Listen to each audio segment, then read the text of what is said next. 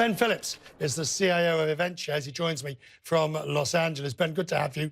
The market is seemingly saying, look, we're not going to fall out of bed like December, but we do need a new, fresh reason to go on the next rally. Yeah, I think that's right. I mean, the technical indicators were all showing overbought, and we've been talking about it for a few weeks here. So this is a little natural pullback. We expect these types of things from time to time.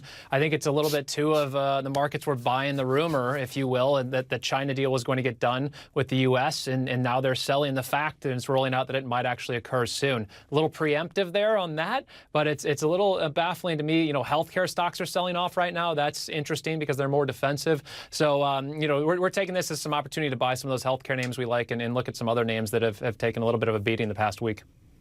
Right. There are specific reasons, though, on healthcare, aren't they? Because, of course, the questions over Medicare and changing of the rules and all of that, which has hit the healthcare stocks. As we look at the Dow 30, the fact that Verizon is the only gainer, or the highest gainer, when we see that, it usually suggests what?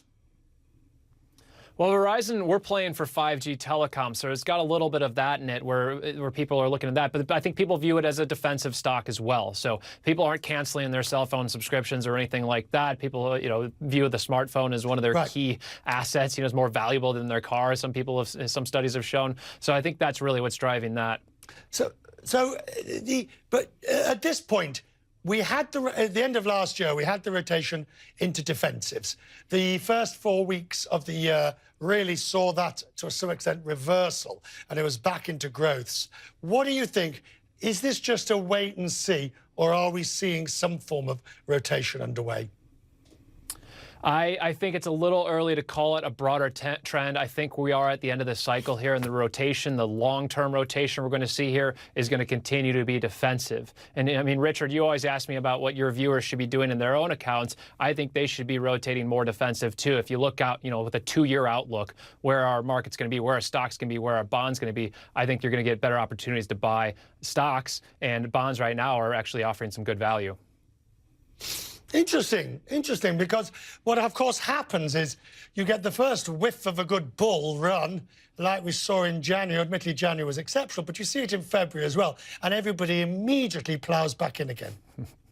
That's right. I think people are chasing momentum, and it's not just individual investors, it's institutional investors as well. So they're chasing this momentum factor, and they keep adding to it as it's going up, but then it can be really painful on the way down. So, the reason I'm telling you and your viewers is to just be cautious of that, because that reversal can happen so quick that you can be caught offside. And I think now is the time to, start raising a little cash. If we get another good rally here of another 5–10%, use that to raise some cash, 10–20% of your portfolio. Buy some bonds, rotate out of some stocks. Excellent advice, which is exactly why we like to have you on. But as always, I remind everybody, nothing we ever tell you on this program, it's just a guidance, a bit of advice, and a few suggestions. We're not telling you. That's right. Talk to your financial advisor. Absolutely. Good to have you, sir. Really good to have you. Thank you.